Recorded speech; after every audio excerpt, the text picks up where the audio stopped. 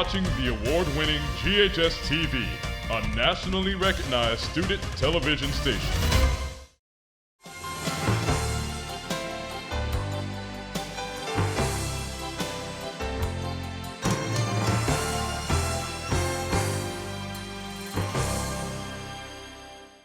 Welcome to Let's Talk Business. My name is Kelly Bolton, and thank you for tuning in as we have the distinct pleasure of hosting our community's foremost leaders, entrepreneurs, and civic heroes. Due to COVID and other factors, there's certainly been a disruption in the supply chain. This can be seen on store shelves as well as with human resource capital. In light of these events, we wanted to bring an expert on this area, so we're honored to have with us Mr. Brodie Foster. He's Senior Vice President with V. Alexander as our guest. He's going to share with us today about how they have been leading this way in global logistics since 1962. So please join me now as I welcome Brodie Foster to our virtual studio so he can share more about this important aspect of business management. Brodie, thanks so much for joining us. I appreciate you being willing to do this virtual interview. Oh, thank you for having me today, Kelly. It's a pleasure. Well, I'll tell you, times have changed. When I first started doing this show years ago, my guest sat right next to me, and COVID hit, and the world is different. The shelves are empty in the stores, and I'm just grateful for the supplies that I find.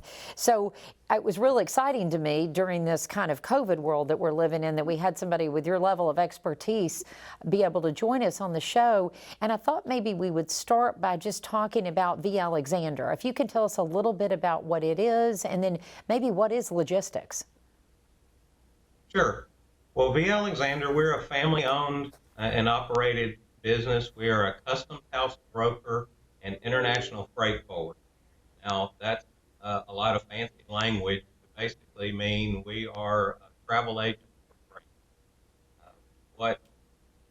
Anything that's brought into the United States from outside of the country, of course, United States Customs has to approve that, and they tax that, as well as they act as somewhat of the front door to about 40 other government agencies that, depending on what you're bringing into the country, may have to approve that or at minimum need to be made aware of that. So the biggest part of what we do each and every day is compliance-related work, providing information to customs, allowing them to both approve what's being brought into the country, either for retail sales, manufacturing, or a host of other medical services or scientific services. So that, as well as arranging the transportation of that from whatever point overseas that it's being produced and loaded and shipped to the United States. We arrange all of that transportation on the behalf of our clients and just make sure that they get their product when they need to receive it. Of course, and that's probably the simplest of logistics terminology that it goes to. We also, as a company, we've done this. We've been around, as you mentioned, since 1962. V. Alexander has predominantly been began here in the Memphis region, working with various exporters, mostly in the cotton industry back years and years ago. We have also worked with many of the local businesses here in the Memphis area, providing not only the customs clearance services, but also helping them with strategic planning for how to import product from overseas and all the nuances that go into that. I can't even imagine. With 60 years of experience, we've seen quite a few things and quite a few and jump through quite a few hoops to make that work and be able to get products into the country. I can imagine. It's quite the challenge. When it's easy for me to be on the internet and order something from Amazon and just be excited it's going to show up at my door in 2 days. And sometimes we forget how it actually got to my door. I mean, I think about it going from the warehouse, an Amazon facility, and you can track it, but it had to get there first. And, I know how hard it is when you travel overseas, personally, just as one human being going overseas through customs. I can imagine when you're loading truckloads and, shiploads full of medical supplies and products. I can imagine it's quite the chore. So, Brodie, what do you do with V. Alexander? What is your role?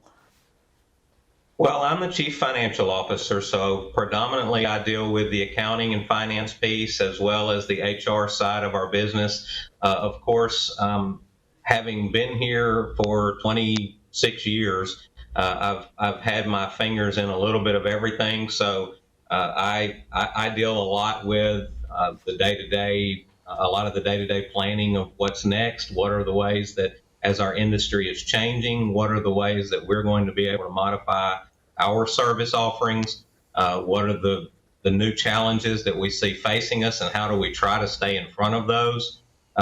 It's an ever-evolving job for sure. Yes. Well, and it obviously is a job you love. I've been at my current role for 35 years, and somebody was asking, wow, 35 years, how long do you plan on being there? I said, I can't even imagine an end in sight. I love what I do. So that speaks volumes for the company you work for, that you've been at the same place for that long, because you don't find, whether it's loyalty or enjoying your work as much as you do for that long. And obviously, as a chief financial officer, and I'm sure in your other roles, you've kind of had your fingers in a lot of things. So I know that gets challenging. One of the things that I wanted to speak to you specifically about, and is what has happened with COVID. And, I know I went into Walgreens the other day, and you would have thought they had just been robbed. I've never seen the shelves bare. And, Walgreens are small stores, and so usually they're fully stocked. I went in a local grocery, Trader Joe's, who I think has some of the best customer service ever. I'd love to find out how they get such happy and jolly employees. But and they were bare. I mean, there was a few things of produce on the shelves, and you never find that there. And you go to the local grocery, Kroger, and it's bare. And and I've had multiple things lost in transit that I've purchased. So as a consumer, I'm seeing it and feeling it now, and more than ever before. So can you explain to me what exactly is happening, and why has it become, I mean, I understand, the human capital side of things. They need people to load the ships and to unload, but it just seems like it all of a sudden is worse than I've seen it personally. Well, there seems to be, I know a lot of times when things get bad, people use the phrase the perfect storm. But that really is probably as descriptive of the industry, the logistics industry over the last 2 years as could be. What we saw, of course, at the start of the reaction globally to COVID was a lot of facilities shut down, a lot of people were sent home, a lot of the social distancing that was put into place. Really, it was kind of an immediate reaction almost globally.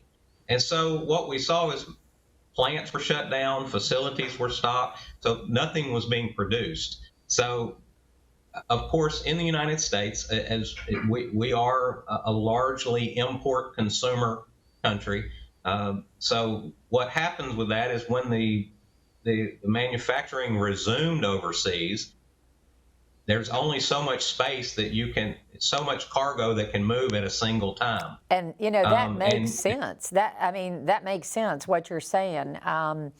And I hate to stop us there. We're going to pause for just a short break, and we're going to come back to exactly what you're talking about, because I want to hear more information. If you'll please stick around, we're going to take a short break, and we'll continue this discussion with Brodie about global logistics in today's world. And it's very fun to be in band, trust me, it's so much fun. When I was an 8th grader and I saw them march, and I was like, wow, I need to be a part of this. Our main performing group is the varsity band. That encompasses our marching band and our varsity concert band. We also have the jazz ensemble. It's unique, so we're really lucky to have that. I'm very methodical about teaching. I try to stay up to date because I want my students to have the best information that I can pass along to them. He's excellent. He commands a sort of drive that we didn't exactly have. I lead the class, but I also believe in the students self-assessing their work. The leadership is led by the students. We lead most of the practices. It's basically just student-led. And I think that's important for them to take that kind of ownership. If you want to be a musician, you gain extremely important music skills, music techniques. 1, 2, 3. There's so many opportunities for fellowship, and band is a family. And you develop that small community where you support each other, not only musically, but in many ways. Really, without the band, the football games would be lame. Without the band, you wouldn't really have the pep rallies. The band is like a good foundation for the school spirit. If you want to join band, just do it. I think band was the best part of my high school career. For more information about the Kappa program, visit ghskappa.com or call 755-7775. You're watching the award-winning GHS-TV, a nationally recognized student television station. Welcome back to Let's Talk Business. If you're just tuning in, I'm Kelly Bolton, and today we've had the distinct pleasure of talking with Brodie Foster, Senior Vice President of V. Alexander, as our guest today. He's been sharing with us the unique challenges and the importance of global logistic management in today's COVID world. So, Brodie, if we can pick up where we left off when I was asking you the question about how COVID has impacted logistics, because this is near and dear to my heart, because I'm feeling the pain as a consumer. Absolutely. Well, as we mentioned, there's only so much space available on the vessels that bring cargo to the U.S. or anywhere globally, really. They did do it. The carriers have done a phenomenal job of trying to push as much volume as they can. What you see now is, of course, the bottleneck that occurs when it actually makes it to the U.S., that there's, again, only so much that can be offloaded, so much that can be put on trucks or the trains and brought from the East and West Coast inland. And there's only so many truck drivers that can move the cargo. And when you limit that, I think the big effect COVID had is, of course, you take a limited resource that already existed and you begin to limit it even further. So because as people were maybe ill or exposed or had reasons that they were unable to work, you've slowed down a lot of those processes, although the converse occurred, that we have so many people working from home and doing those things that are trying to order online and get those services and products in. So it seems as though we had an increase in demand while we put a bottleneck on the supply a little bit. So I think, makes sense. In the simplest of terms, that's kind of what has occurred over the last 2 years.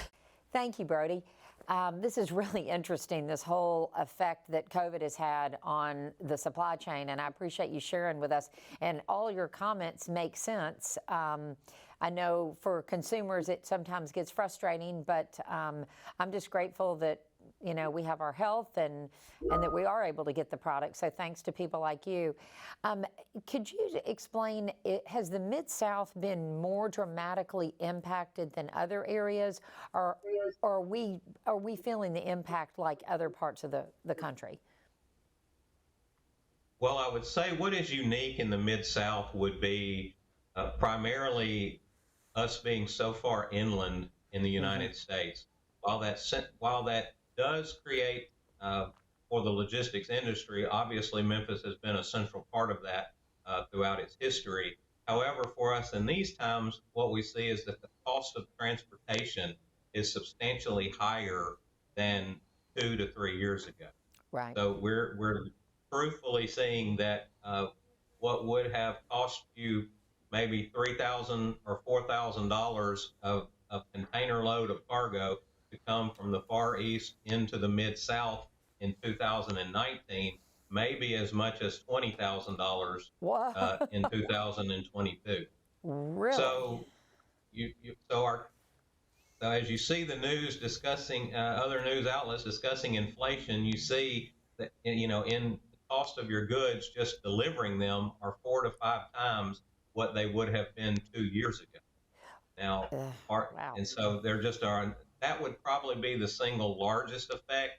Additionally, we have more modes of transportation that we must rely on. So not only does the cargo need to arrive on a vessel at the east or west coast, but then it has to make its way to a train or on a truck and be brought to the Mid-South region, which, again, when you start talking reducing the number of people who are able to provide that service, then again, that slows us down more in the supply that shows up here in this part of the country. Well, that makes sense. And, we've heard and read about what's happening in Canada with kind of the blockade or strike with, the truckers. And how is that impacting your business and us as consumers? Well, what we see is that it's first just one more thing that adds time to your transit. Anything, we don't realize the number of both auto parts and supplies that are brought from Canada to the United States for manufacturing, the quantity of medical implements and equipment that may make its way through Canada to the U.S. and vice versa. We have a fair amount of trade that for most people, we don't think a lot about that. But again, when you see car dealerships are empty, that situation is not helping put vehicles in the car lots. So again, the average price of a vehicle is substantially more. If you look for a new vehicle today, you'll spend several $1,000s above the sticker price now, whereas we're accustomed to starting and nobody pays sticker price for a vehicle. Right. That's just unheard of. That's a good point. And unfathomable. But these days, you're paying substantially more. And that's just one of the areas that we continue to see things like that, creating lead time delays. And even this morning, I was reading an article from U.S. Customs that was trying to address how they're going to deal with the congestion or the clogs in the ports between U.S. and Canada, and just some of the hoops they're having to jump through. Well, I'll tell you, it's a lot. It's a lot to deal with. We're going to take a short commercial break, so please don't go away as we learn more about managing supply chains in this ever-changing world. We see the potential in every single student. That sounds like a confession to me. I love watching these kids as they start as freshmen in high school and watching them mature and grow. At last, my right arm is complete again! The theater program at GHS, it's something special. It's very intensive, it's very interactive. When a student starts here their freshman year, they start with Introduction to Theater. And after that year, they have a choice to either go into acting or technical theater. And then after that, they join our production workshop class. It's the class that is completely run by students. The students do mostly everything. We build the sets, we do lighting, we make the costumes, we do the show. We've got magic, we've got power. It's very fun. I mean, everybody's very supportive of each other. Now we're all in this together. It's taught me so much about how to act and how to have a stage presence. Not only are we teaching the students the skills that they need to be a great performer or a great stage manager or a wonderful lighting designer, we're teaching them skills that they're going to be able to apply to whatever they do in their life. God bless us, everyone. This department not only makes wonderful theater, but more importantly, this department makes wonderful people. I won! I'm good! Get used to it! For more information about the Kappa program, visit ghskappa.com or call 755-7775. You're watching the award-winning GHS-TV, a nationally recognized student television station. Welcome back to Let's Talk Business. So glad you could join us today. We've had the pleasure of speaking with Brodie Foster. He's Senior Vice President of V. Alexander. Welcome back, Brodie. This has been a really great, very timely discussion. You know, we were talking about the problem we've got with getting things from the ports, say inland, to a place like, you know, here in the Mid-South. I have been listening to the news a lot about starting to hire younger drivers and the pros and the cons of putting an 18-year-old driver on the road, and then they've talked about you know, making sure that they go through a training period. And I heard the other day on the news, they were talking about maybe taking children, I say children because they still seem to be kids to me, at 16 years of age, and starting to train them so that at 18, 19, they are skilled enough to drive a big rig on the road. I know that that doesn't solve our problem today exactly, but maybe future. I mean, what are your thoughts about that, and are you hearing much about it? Well, I as the parent of a teen driver, I share your I share your opinion that they're still kids, right. And the idea, it seems terrifying from that point of view. But I think realistically, whatever roads that we can make to begin, really begin training people in a lot of these service areas. The truck drivers, obviously, there are a lot of heavy equipment operations, not just with the big trucks, but otherwise that we need those positions to be filled. We need to be able to run operations potentially 24/7 in some areas of the country. A lot of truck drivers, of course, on team drives, being able to do that. We don't hear a ton of what's going on in the trucking and the motor industry looking for that young of drivers. But I think whatever we can do, hopefully, I would kind of lean toward maybe a post high school graduation move. Right. Where a lot of kids would come into that arena, begin to be trained by some of the truck driving academies, and really have a thorough process to vet them and help them understand we think of it as pretty easy because it's getting in a car and driving, but having a father who drove a truck for many, many years, it's a very physically demanding job. Really? Because you're spending a lot of hours on the road and putting a lot of miles. I mean, we're exhausted as vacation travelers after a drive down to the beach from here, which is 7 or 8 hours. Right. But you think in terms, and that's usually in our very high-tech vehicles that help us drive quite a bit, whereas these trucks have just very small margins of error in these lanes. And so they're traveling for hours upon hours, a lot of times in teams, 24 hours a day. So I think it's a good move to start putting a focus on that. I think we've just kind of allowed the industry to grow however it does naturally. So I think creating a very focused, intentional approach of how we're going to address the labor needs is always a wise move. I hope that they just look to maybe some folks with a little more maturity, maybe post-graduation, just because it is a more intense career path than many would understand. You know, and your point is very well taken. I have always thought it would be so hard to be a driver just staying focused for that many hours at a time.